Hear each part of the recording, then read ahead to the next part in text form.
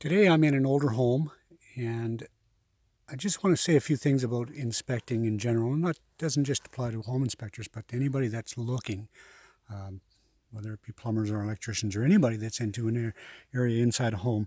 You have to look at the facts and don't just report on what you see at the time of the inspection, but look for details that will give you more information.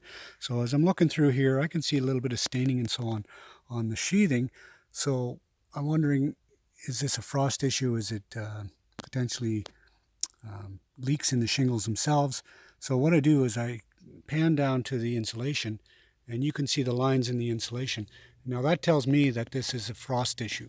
So frost is building up and it's dripping off of the rafters, and you can see various lines throughout the base, throughout the attic space here. And then I look here and I can see not just what looks to be drips, but some fairly significant dripping here. So again, I pan up and look at the top, and guess what? There's rotten sheathing here. It looks like it's breaking through. So while I was on the roof, I don't know if that area was snow covered or not, but I didn't see any areas that looked bad when I was on the roof.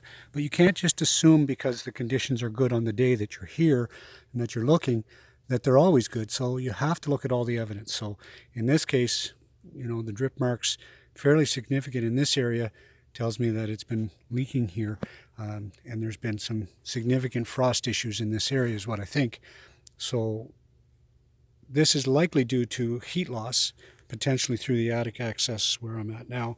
Secondly, dig back the insulation, see what kind of insulation's in the home, what kind of vapor barrier, if any, those sorts of things.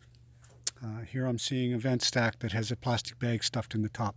So, you have to look around closely. Over here, I can see that there is a vent stack that looks to be very damp around the bottom of the vent stack, almost to the point where water's been dripping down and splashing onto the chimney.